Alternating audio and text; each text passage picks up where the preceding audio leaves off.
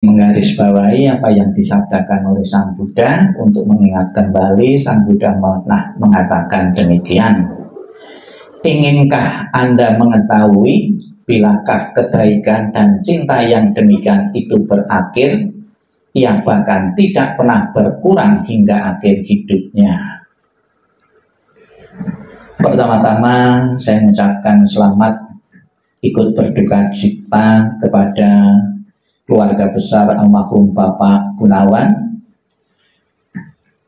mewakili tim doa dari Wihara Budayana nomor 1 Putar Gede, Surabaya. Pernah di zaman Sang Buddha ada satu pemuda yang baru saja ditinggal kematian oleh ayahnya, sama seperti yang dialami keluarga ini. 7 hari yang lalu seorang ayah, seorang bapak meninggalkan keluarga ini untuk selamanya. Sebagai anak yang berbakti, pemuda ini ingin agar ayahnya yang baru saja meninggal itu bisa terlahir di alam surga. Sudah menjadi tujuan dan setiap orang dan setiap agama, hidup bahagia sejahtera panjang umur di dunia, kalau mati masuk surga. Agama apapun mengajarkan demikian. Demikian pula pemuda ini, ketika orang tuanya masih hidup, dia pun sangat berbakti kepada orang tuanya. Namun setelah orang tuanya meninggal, dia berpikir, adakah cara untuk menyatakan bakti kepada orang yang telah meninggal? Orang yang telah meninggal ini sudah menjadi kewajaran seorang anak menginginkan keluarganya, terutama ayahnya yang dicintai, masuk alam bahagia, alam surga. Kemudian dia datang menghadap Sang Buddha. Dia bercerita baru saja kehilangan ayahnya karena meninggal. Menghadap Sang Buddha dia cerita. Kemudian oleh Sang Buddha, pemuda ini dibawa ke sebuah kolam sambil suruh membawa minyak dan batu. Telah sampai di kolam sambil membawa minyak dan batu, Sang Buddha menyuruh pemuda ini untuk melemparkan batu yang dibawa tadi ke kolam, untuk menuang minyak tadi yang dibawa tadi ke kolam. Apa yang terjadi? Batu tadi dilempar ke kolam tenggelam, minyak yang dituang di kolam itu terapung.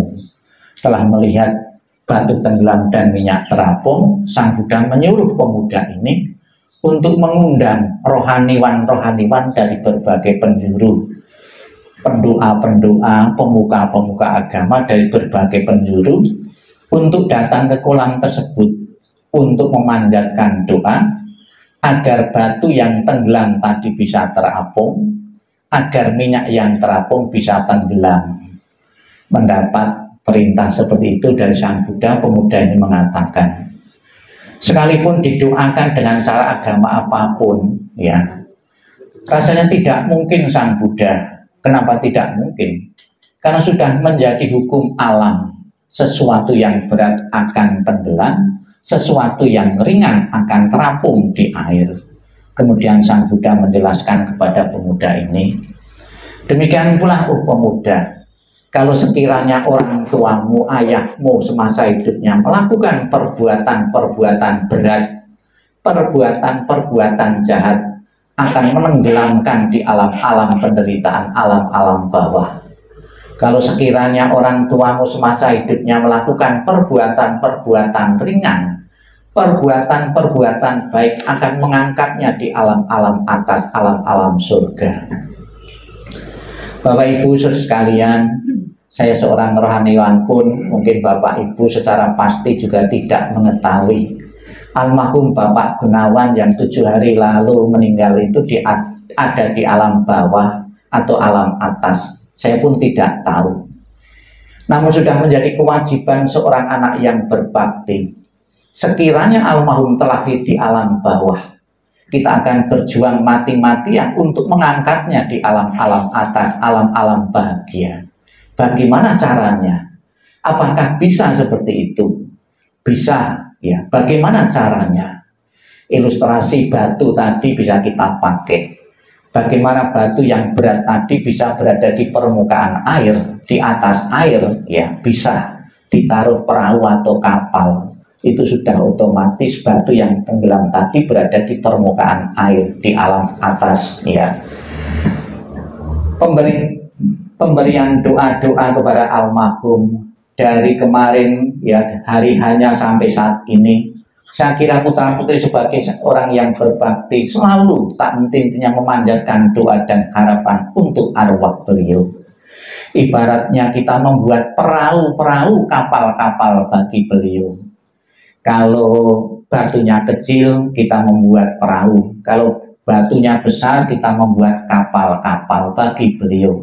Yakinlah, doa dan harapan, setiap doa yang diucapkan dengan penuh ketulusan, penuh keyakinan dari putra-putri beliau akan membantu perjalanan arwah menuju alam yang bahagia.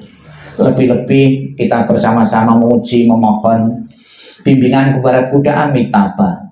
Di dalam janjinya yang ke-18 tadi sudah kita baca, barang siapa menyebut namaku, mengulang namaku dengan penuh keyakinan, dan orang tersebut mempunyai keyakinan dan kebajikan, maka arwahnya akan kujemput dan kutaruh di alam surga suciku. Di samping doa yang kita panjatkan bimbingan Buddha Amitabha untuk mengangkat beliau sebagai bakti, putra yang putri yang ditinggalkan telah mempersembahkan saji-sajian makanan semewah dan selengkap ini. Mungkin belum tentu semasa hidupnya selengkap ini, namun ketika meninggal, makanan yang disajikan sangat lengkap sekali. Apakah ini ada manfaatnya, ada gunanya? Ada gunanya, sekalipun nanti yang memakannya ya yang hidup ya. Sekalipun nanti selesai juga tidak berkurang juga di meja altar ini ya, tetap ada gunanya. Gunanya seperti apa? Sekalipun saya sudah meninggal 7 hari yang lalu, keluargaku tetap menaruh perhatian, tetap melayani. Perasaan diperhatikan, dilayani itulah membentuk kondisi bahagia arwah. Dengan bahagia arwah yang dimiliki atas ciptaan sendiri itulah yang mendorongnya, mendukungnya kelahirnya di alam-alam surga bahagia. Jadi sebetulnya mengangkat orang tua untuk menjadikan orang tua masuk surga dan neraka itu tidak usah menunggu orang mati, orang tua kita mati, semasa hidup pun juga bisa kita lakukan. Contohnya kalau anak-anak semasa masih orang tua masih hidup itu tidak rukun, tidak harmonis, sebetulnya kita sudah menciptakan neraka bagi orang tua kita sendiri. Orang tua tidak terima, tidak rela anaknya tidak akur. Sebaliknya kalau anak-anak itu rukun, damai, harmonis, kita sudah menciptakan surga bagi orang tua kita sendiri. Maka sebagai wujud bakti anak-anak kepada beliau, sekalipun sudah ditinggal orang tua, selalu rukun, harmonis di antara satu dengan yang lain. Itulah sebagai balasan kepada orang tua yang telah meninggal. Semoga dengan pemanjatan doa-doa ini arwah beliau benar-benar segera terlahir di alam bahagia. Memanjatkan doa, ada beberapa tradisi atau kebiasaan yang dilakukan oleh umat Buddha. Ada yang sampai 49 hari ya. Sebelum 49 hari itu ada yang memakai 7 kali 7. Setiap 7 hari sekali, nanti diakhiri 49 hari sebanyak 7 kali ya. Itu ada yang mengirim doa terus ya, atau mengirim pelimpahan jasa terus. Mengirim pelimpahan jasa selama 7 kali 7 tidak selamanya bikin altar seperti saat ini, bukan ya.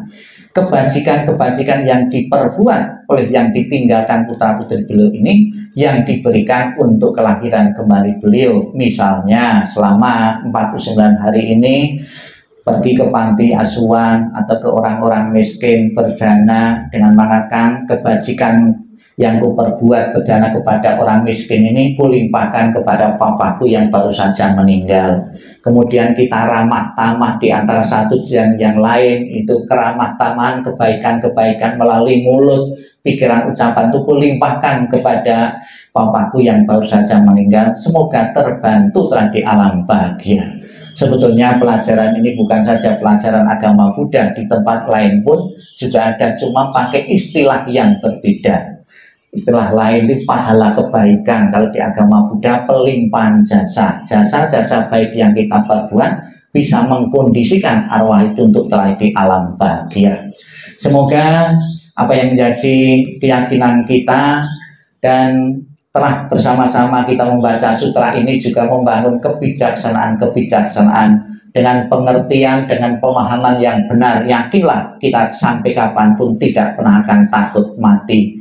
Karena kematian ada sesuatu yang wajar dan alami. Agama apapun, suku bangsa apapun tetap akan mengalami kematian. Selamat jalan almarhum Bapak Gunawan. Semoga jalan yang keluar terang dan lapang dan keluarga besar segera mengikhlas kamu. Sadu, sadu, sadu.